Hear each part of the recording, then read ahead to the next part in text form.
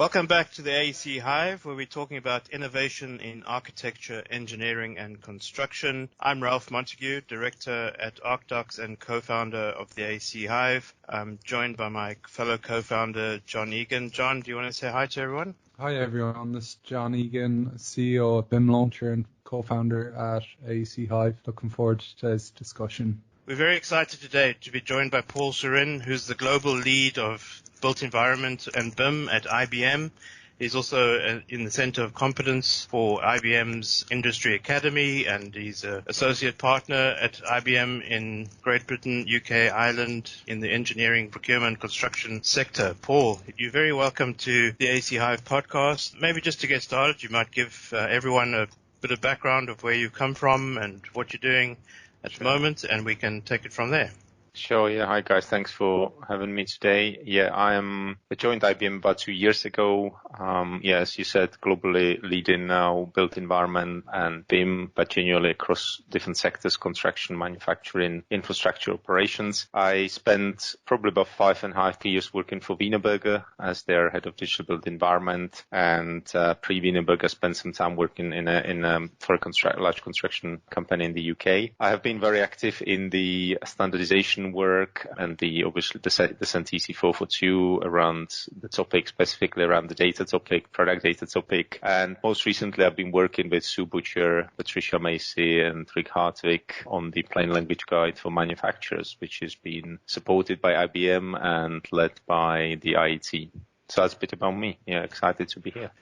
Very good. That's exciting work. Is it fair to say, based on your experience, that you really come at BIM from the product manufacturer's side, which is very interesting because I suppose everybody's been talking about BIM from the design, engineering, from the sort of top-down approach. But of course, buildings and infrastructure are collections of materials and products. Mm-hmm. And that's really where it's kind of broken down for so many years, is that the information about those materials and products has been disorganized and very difficult to get to. Do you think we have the industries back to front? Like we spend a lot of time producing design information, construction information, which is basically redundant information when you get down to the actual materials and products that are used to buildings and infrastructure. And do you think we need to turn things on its head and start with products and materials? Yeah, I agree with you. When I used to work at Wienerberger, and even back in 2015-16, when I got involved with BIM for M2, we always been saying that there's no things like BIM level 2 or, BIM probably according to ISO 19650 for manufacturers usually do care about the data and how you feed, into the different phases of a project. I don't think it is possible obviously, it's not feasible that you would specify, obviously, right at the beginning, but I think with the work which's been going on around the data templates, data standardization, creating a common technical language. So as soon as we have a common technical language and understand what's happening in the market, and we kind of breaking down the silos into more a collaborative kind of platform of platforms approach, if you want to call it, then possibly we can change things. I think right now, if you look at the BIM level 2 mandate, it was April 2016. Do we have 80% of the industry there? I don't think so. And I think fundamentally the problem is the SMEs. Obviously the SMEs being forgotten genuinely around this, not just manufacturers, but genuinely SMEs. So back to your question, yes, I think we need to looking at a much more wider collaboration using a common technical digital language, really making sure we can start kind of modularizing. We can look at the modern methods of constructions, but we need that information needs to be available in a structured information in an interoperable format. And I don't think that's been done. Even if you think about the digital data standard to create the common technical language, it's only been out there for about 8 months.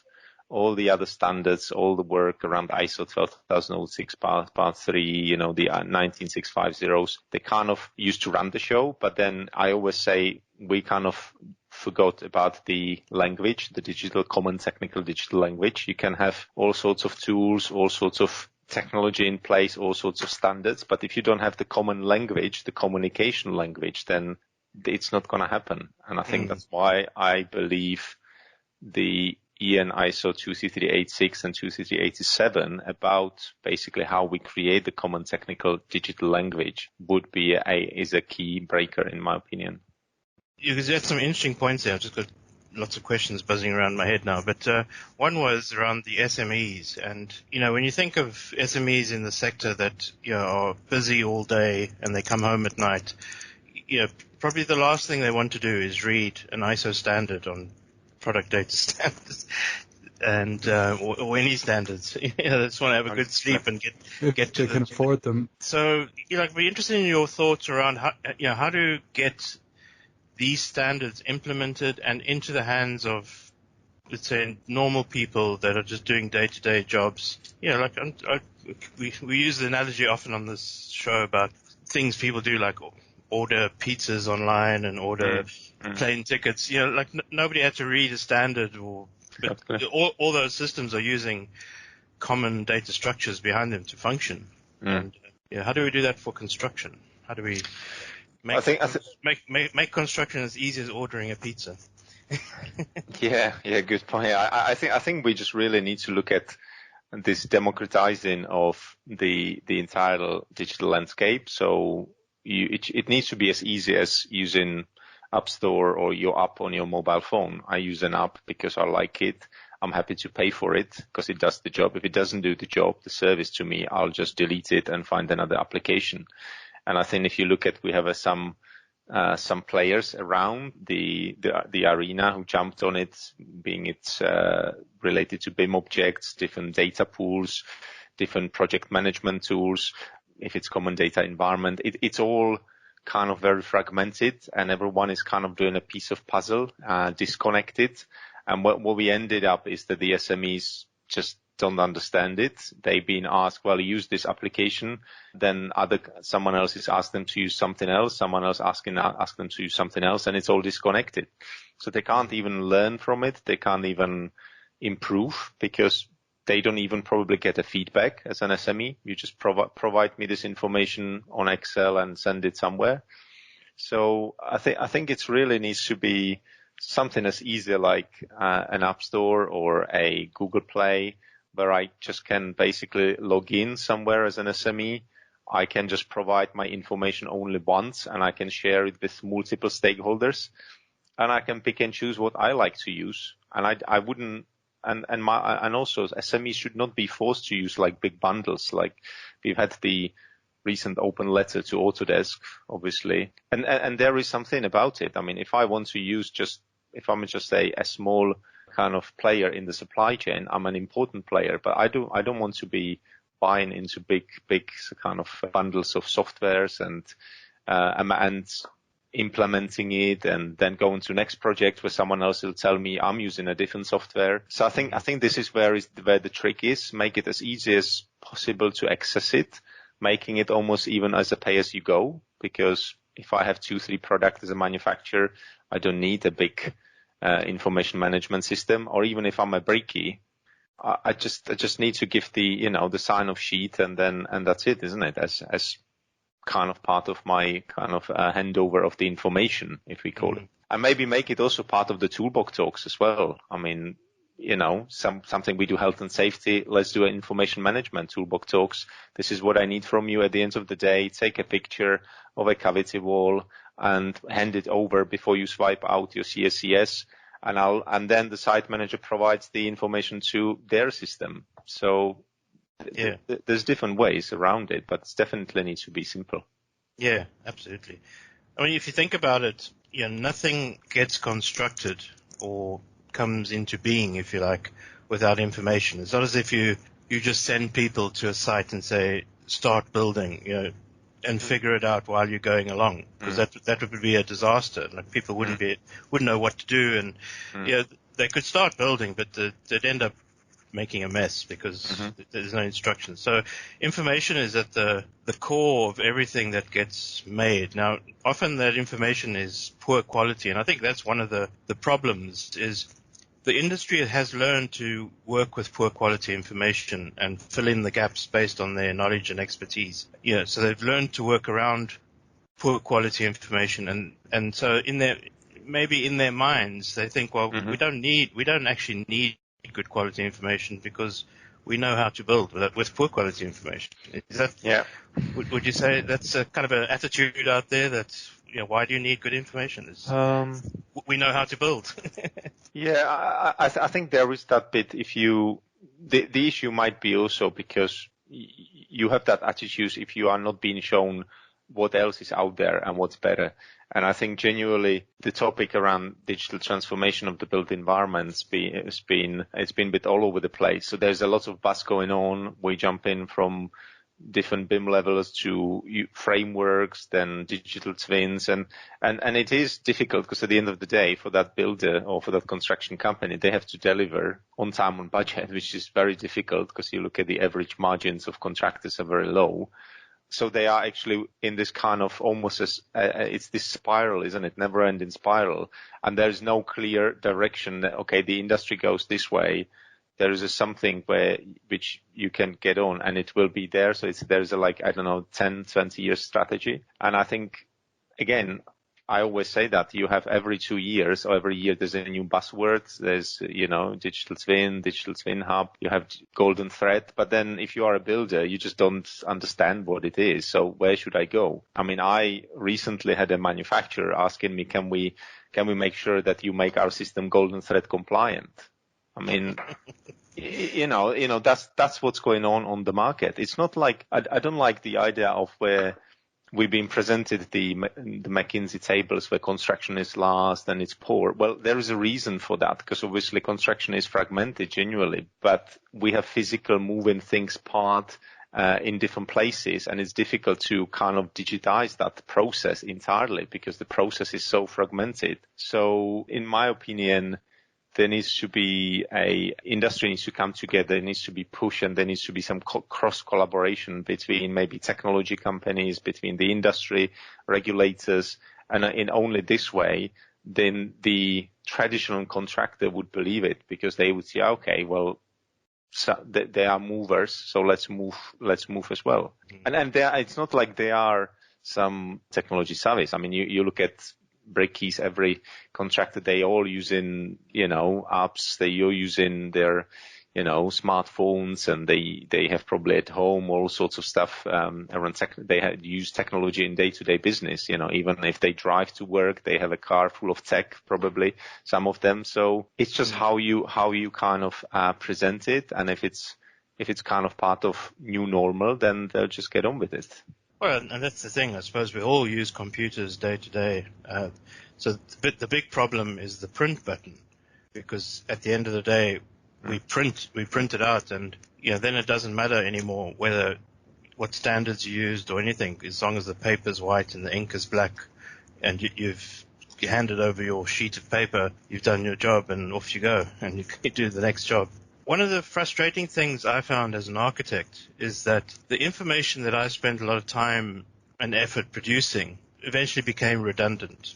And I actually found this out talking to a contractor after I left architecture and became a BIM consultant. We were talking about door schedules, and every architect hates producing window and door schedules because it's a really tedious and mundane task, and trying to keep them updated. And the contractor said to me, "Oh, no, we never use architects' door schedules." I said, "What do you mean?" And he said, "Well, I'd never trust an architect. I'd go to my door supplier and let them produce the schedule. And that's what we would use to build it." And I thought that was amazing, that so much time is going into producing information that eventually becomes redundant. And contractors are saying they can't use the information that designers produce, and building operators are saying that they can't use the information that the contractors produce, and everybody's having to reproduce information over and over again. And so what's the answer to that? I mean, why haven't the IBMs and the Googles and the Microsofts of this world solved our information problems for us?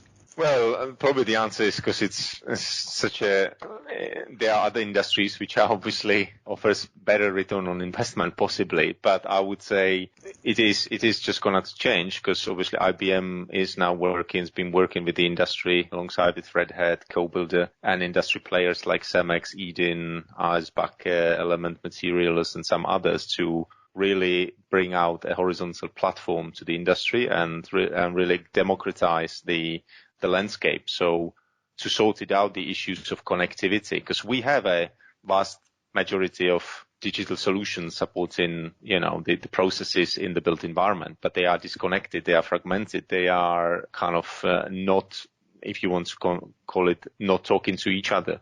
So what we've noticed, or IBM noticed alongside with the industry, and something I've been passionate about this last Fred Edelund from CoBuilder, is that we're missing this kind of a way where I can just plug in a way, and I can just use some kind of an exchange common platform. But like I go onto iOS, develop an app, I'm also not redeveloping the whole foundation, the infrastructure, the security bit. It's there, and there is a framework, there is a process in order to get my app onto the App Store. So something similar, but also things like, if you think about how we bring the digitalization of the standards, so how we create the common technical language. So when I do use information from a manufacturer and I need it just for an operation, I can rely on that information. It's verified, it's trusted. It's not just that someone put something on the internet and say, yeah, it does do X, Y, Z. It has this certification.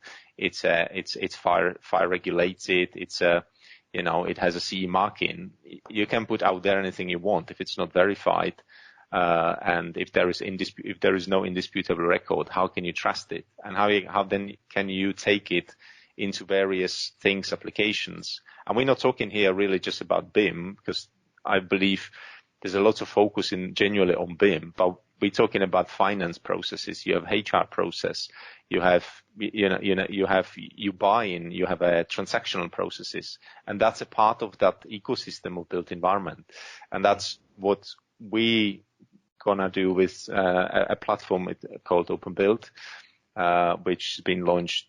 It has been launched on the 14th of April, and we believe it will change the industry because it will democratize the application approach. It will enable even the SMEs to actually say, hang on, even I can maybe use an application for just sharing information. And if I don't like it, I can drop it and replace it with something else. And I don't have to be a techie savvy to actually create a whole IT landscape for my small SME company. Or on the other hand, even if I'm someone with a great idea to solve specific problem in the industry, this will also help build that application and put it on the global market and be competitive even with the big boys like Autodesk, Graphisoft. So I think that would democratize the approach, and that means we believe that would open up this whole possibility, the technology ecosystem, exactly. And it's not something IBM have come up or CoBuild have come up. It's really the industry owned. The platform, the idea would be industry owned. It's important to have a big technology company to support, because what if it's down? I always say I don't mind to use, X, Y, Z. I don't want to name any one provider, but what if it's down for one day and I can't operate my business? Are they prepared for that? What about cybersecurity? All of that. So I think it's important to have that mix and to have that right balance. And at the same time, include regulators, include associations. So then there is that they all kind of policing each other, but that's kind of really, we believe that could change the way we work and operate in the built environment. Yeah, that sounds fascinating. So, how does Openbuilt fit into other initiatives like Building Smart's OpenBIM, and is it all connected, or is it? Yeah, in a way. Or is it another disconnected initiative? No. The way we see it is because everyone says we have Open API. That's the usual answer. Yeah, we have Open API. We can connect, but it doesn't mean much, because you can have an Open API. You have still the issues around structured data, security, and someone needs to integrate the APIs. So the idea is, instead of you integrating always with the point solutions, you just integrate with Openbuilt as a connectivity platform. So like I said, it's that horizontal. So any application, and you can start almost like building Legos. So you take 5 applications, build them as your stack, use them, and maybe you're not going to need half of the applications in 2 years, because once you are digitized, you want to replace it with something new. Look at App Store 5 years ago, applications there are not there anymore probably today. Same like today's application might not survive the next 5 years. So I think this flexibility is very important. And also existing solutions. We also don't want to replace existing solutions like Building Smart. We want to augment them.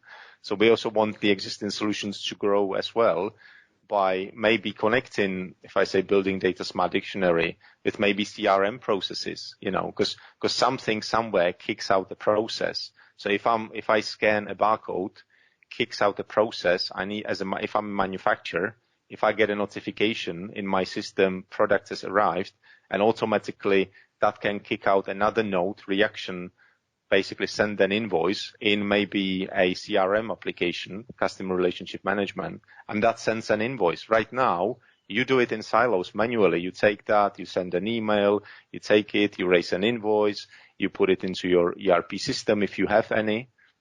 So that's what we're talking really. We're not talking about a BIM kind of platform replacing existing solutions. We're talking really about that infrastructure horizontal system. And it also needs to be cloud agnostic as well. So it's built on Red Hat's OpenShift technology. And again, that would enable anyone to take anything. You don't have to be wedded to Microsoft Azure. You don't have to be wedded to IBM Cloud, AWS, to basically any cloud. So the idea is really to democratize that approach. This is probably a good place to bring you in, John. Sounds like IBM are about to deliver what BIM Launcher is. I find it quite interesting. You must have tons of questions. As I am imagining, based on our own product, you're going to be releasing lots of connectors for different solutions and some sort of workflow engine that would enable users to create their workflows between different point solutions. Yeah, in a way. But again, even with flows, you always have even if you look at Procore, you have to know a bit of a coding. What we want to also do is we're creating an application on Openbuilt called Openbuilt Automate. And basically the idea is you can take applications, create your own stack, physically stack, and then you can start creating nodes without the code, just basically creating node, testing the flows as well, documenting them, or reusing flows of others as well. So you can almost create what we think it's going to happen is you will kind of see the top industry construction flows. You would see top maybe stacks for industry stacks for bricklayers, and they can start reusing it. So something like BIM Launcher could be an application which would benefit probably from an integration with microservices from, for example, Maximo, or microservice from another software vendor. And at the same time. And do you understand what BIM Launcher does? Well, yeah, in a high level, I was just looking at that as well. Yeah. Yeah. So we're a data integration platform. We connect with any provider, just like Openbuilt. So if we were to connect with Openbuilt, we would start by normalizing the data belong to the different providers that we're connecting with, like Procore, Autodesk, Oracle Aconex. And we would need to communicate through some interface so we can speak to all of the providers that you guys offer and vice versa. Do you have an API? Is it an event-based API, for example, where you can publish changes in your respective providers out to our system and vice versa? Yeah. So we want to have also for the vendors. So for example, we plan to work with even like Aside and 3D Repo and some others, and not just the ones you mentioned, Aconex, PlanGrid, Autodesk, and I can see you have some. The idea is we also bringing in, for example, you bring in applications which are say finance applications. You bringing in maybe SAP Ariba applications as well. So you bringing in also backend processes with front-end processes. Yeah, exactly. So what we want to do as well, say there will also be an environment for DevOps, so you can actually see testing, pre-testing APIs, automated documentation using GraphQL to understand what's happening before it's deployed, testing it, but also offering it to containerize and deploying it in different different cloud environments and managing it from one place as well. One thing that's really interesting is this idea of, this DevOps kind of environment where people can spin up their workflows and try them out maybe and test data from different providers and, ultimately try to create their own backbone for the application stack that they're using. What is the monetization model that IBM is using? Are they having a two-sided marketplace where developers can come on, build these workflows that essentially create a connection between different providers, and they can sell those workflows as applications? Would you share a bit about what Openbuilt is going to look like on its release on the 14th? Yeah, on what one thing as well is on the 14th we launch in the brand. There's been work going on for a while, and what we also want to do, we also want to create different research groups as well. So there's an Openbuilt platform, and we also been developing some flagship applications like around called Openbuilt product. So we want to put out there a simple application where manufacturers can start structuring the data and verifying systems and structuring data, making them interoperable. I mentioned the Automate application. I also, answer to your questions about the DevOps. Yes, the idea then is that the DevOps can start using Openbuilt platform, where the core of that is OpenShift, where you can start using, I mentioned, testing the flows before you deploy them by yourself. And the idea is, again, you should not need to go to consultants. It could be done by even businesses if you want to test flows between applications. And what we envisage as well, that there could be a new business opportunities for these flows, that someone could start automate flows, which makes sense. I mean, we've looked at probably about 1,500 flows. You can just name it like that, but probably some of them would not make sense. And you want to also start learnings, applying AI and learnings from which flow works, don't work, and get that feedback and start standardizing, like I said, creating almost standardized stacks. And last comment is as well, Openbuilt platform is not owned by IBM. Openbuilt is owned by an Openbuilt as an entity, which is owned by the industry. So IBM is a service lead provider for that with Red Hat and CoBuilder. So that's again the main difference. There is a clear split between industry and the technology, because we believe that industry needs to own the industry and industry platform. So you say industry can own the platform. What does that mean in real terms? Who owns the entity? Is it a not-for-profit? No. One thing I must say, it must be a business model. In my opinion, all these attempts of kind of free non-profit is failing. There must be a business model behind it, because everyone must benefit. I believe even the users must benefit from it in a way. And it's owned by players like Cemex, ED Network, ISBAC, Element Materials Group, Soul Services.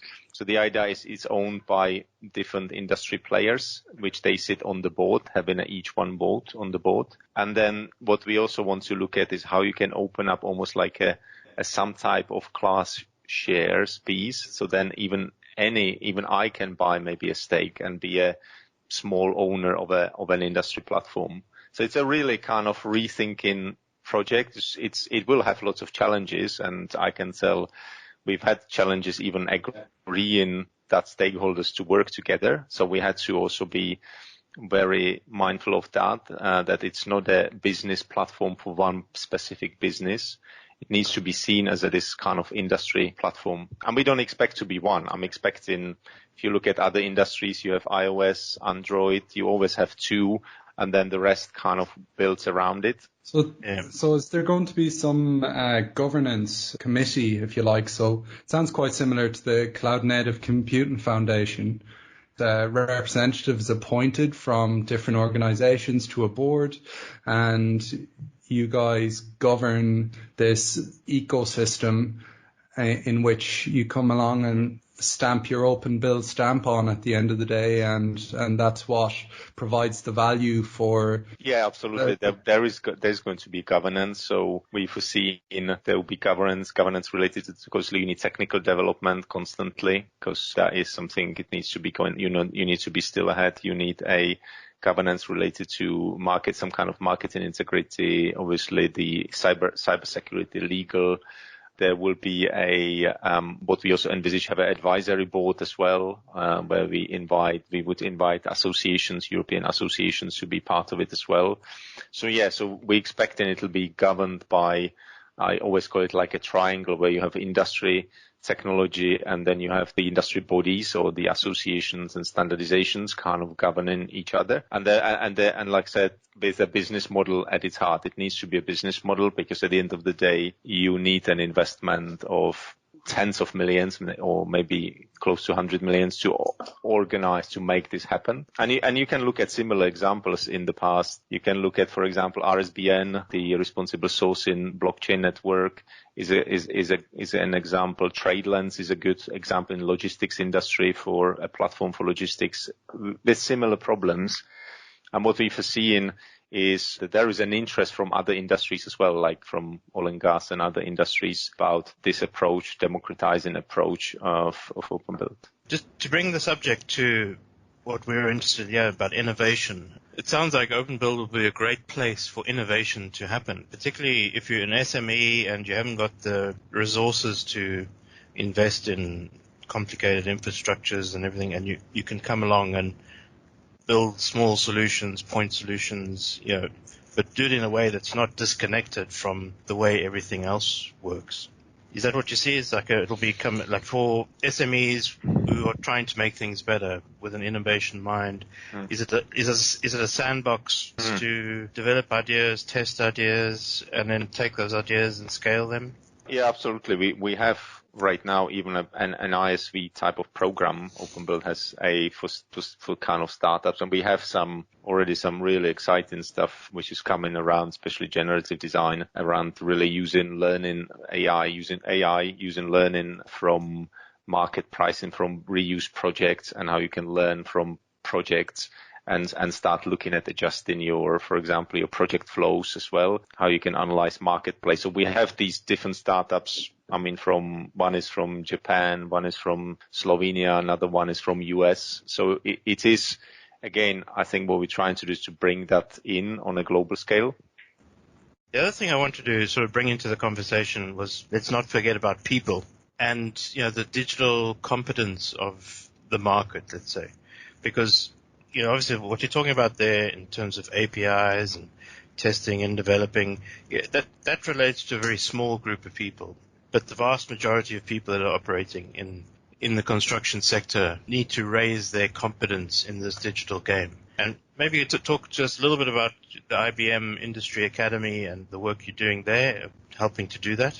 Yeah, I mean, we do quite a lot on that. Obviously, not data around understanding the data, what is data. I mean, example, the plain language guide for manufacturers is supported by IBM, something the academy is passionate about, on really bringing things into a plain language, so bringing it into the SMEs, into the masses for them to understand. So there's quite a lot of work which is happening, not just in construction, manufacturing, but engineering, but also oil and gas, telco. You look at the work which has been done around, for example, the weather company, how that is being used, around what's been done around COVID as well. So there's quite a lot is happening. And my focus is obviously around built environment, but I can tell you I'm being dragged a lot into oil and gas, chemicals. So the kind of the chemical, petroleum, industrial product, governments who kind of, we talk to the people on the ground, and it's very important to actually give them something in plain language. So hence back to my comments about the plain language guide for manufacturers. I'm even thinking doing something plain language guide for housing associations as well, for kind of these type of actors to understand the benefits. And I always say it's not about the technology. The technology is support. It's about understanding value data as an asset, information supporting it. And then when you understand that, then you pick and choose the technology. But you need to be free to pick and choose it, not to be forced and pushed. And I feel there is a lot of this. It's been going on in the UK, lots of actors being pushed and forced to use certain platforms, technologies, because they've been scared to miss out if it was BIM level 2 mandate or anything like that. So I think that didn't help either. I suspect that most people would understand the benefits of digital transition. Everyone's experienced it in their lives in almost anything, in the way your banking works and the way you watch TV now and the way, I don't think that's really the problem. The understanding of the benefits is probably, in my mind, is not the problem. It's the competency. When people have been working in a job for the last 20 years and doing things in a certain way, how can I say this? Change management. Yeah, you're comfortable. Firstly, like even though you know it's wrong. I mean, most people when you talk to them, they know it's not perfect the way things are working. They'll be quite happy to complain about the way things are working. But when you have to implement this change, and that becomes hard because now you have to learn something new, and that takes time, it takes effort, it takes commitment. It might mean you have to change your mind about certain things. So I was wondering, in the academy, I mean, is there anything interesting coming out in the way people learn? Like traditionally you'd send people to school and then you'd send them to college, and then they might do an apprenticeship program for a couple of years, and work side by side with someone but we just don't have the time for that way of learning now. What are the new emerging ways of gaining competency that you're seeing in some of your programs? Well, if I take the example of myself, when I joined IBM, I obviously knew about technology, but then I probably would not know as much details around, the cloud, hybrid cloud, the different topics. So I really had to go through.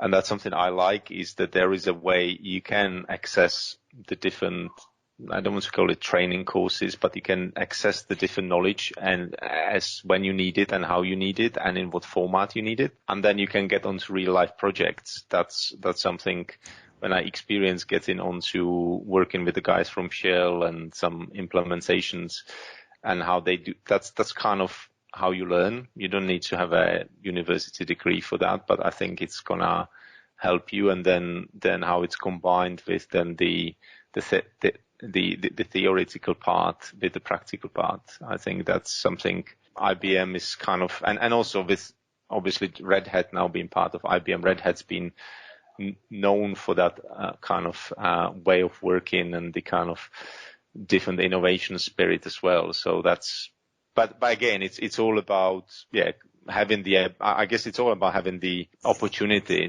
to kind of do the practical part as well. And I think that's probably is a struggle. And I see that's quite a lot of struggle with the lots of standardization which coming out. It takes years to come out as standard, and then it's not been even tested, in practice probably.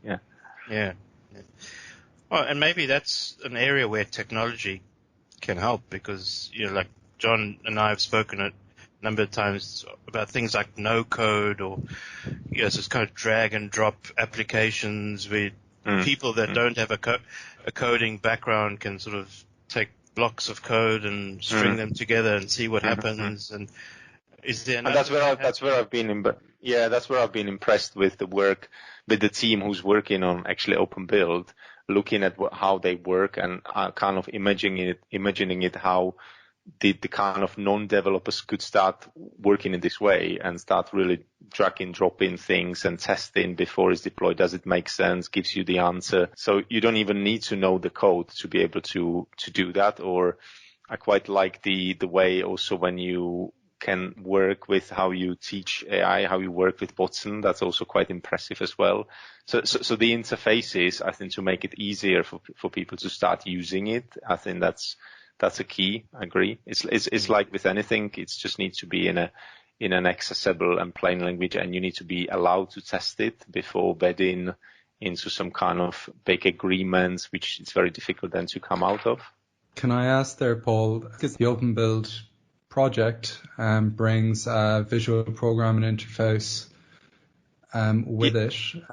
Can I ask, is that built on the IBM Node-RED project, or is it a custom? We're trying to even make it even simpler than that. And what is it? It's Openbuilt is built on OpenShift within Red Hat's OpenShift within IBM Cloud, but it's basically, again, it's not very new to using the IBM's products, obviously, at all. And the idea is we build also an environment where you can actually do the things in the background. Yeah, absolutely. And test the flows and test the applications. And like I said, it's probably going to take us another 4 to 6 months to get it into production. That's one thing as well. I think we want to also engage, like I said, with the market to also get it tested with the market. So we post press release, we plan to have a different user groups. So we plan to have an infrastructure group where we bring in maybe HS2, we bring in ASFINAG, StatsBig, some of the infrastructure providers. We bring in some architects providers, manufacturers, and really having sessions with them. And because that's one of the things of the agile approach, to make sure it fits. But I'm saying for the developers. So we have these ISVs, and I mentioned some of the guys we've talked to, like Aside, 3D Repo. We would love you to have John as well, and bring the ISVs in as well. So what is it benefit from you? Why is it benefiting to you?